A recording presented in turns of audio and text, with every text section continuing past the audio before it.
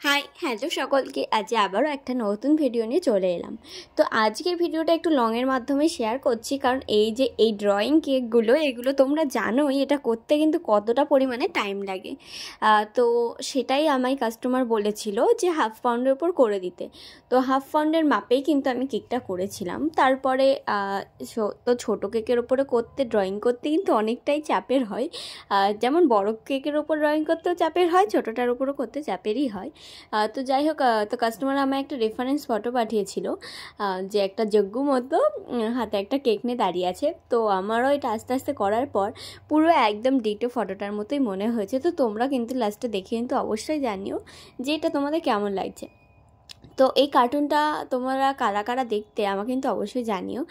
তারপর দেখো, এতটাই ছোট ছিল যে আমি পাইপিং ব্যাগ দিয়েও কিন্তু কোনো কাজ করতে পারতাম না, তাই জন্য আমি ব্রাশ দিয়েই কিন্তু কালারটা করে নিচ্ছি। তো দেখো, বুঝতে পারছো নিশ্চয়ই। দেখো, আমি চকলেট গানাশ দিয়ে আউটলাইন বর্ডার করে নিচ্ছি প্রত্যেকটাতে। তো আস্তে আস্তে কিন্তু পুরো লুকটাই খুলে যাবে, তো তোমরা দেখলে কিন্তু অবশ্যই জানিও।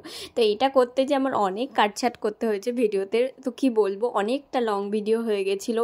তাও যে এই 1.5 মিনিটে আমি তোমাদের সাথে এটা শেয়ার করেছি, এটাই অনেক। তো কাস্টমার বলেছিল যে কেকের সাইজ নাকি অনেক ছোট, তো সে হাফ পাউন্ডে অর্ডার করেছিল, আর এটার আমি প্রাইস নিয়েছিলাম কিন্তু 180। তো তোমরাই বলো, এতটা খাটনির কেক যে হাতে ড্রয়িং করা, তার উপর হাফ পাউন্ড, তো তাকে আমি দিই, কমে দিই, কিন্তু তাই বলে সব ক্ষেত্রে কিন্তু কমটা হয় না। কারণ কি, এটাতে একটা খাটনির পরিমাণ থাকে। তো তোমরা যারা যারা জানো, হয়তো আমার সাথে একমত, যারা হোম বেকার তারা রিলেট করতে পারবে যে যারা এত কম দামে চায় কী করে সম্ভব হয়। তো যাই হোক, এই হলো কেকের ফাইনাল। কেমন লাগলো অবশ্যই জানিও।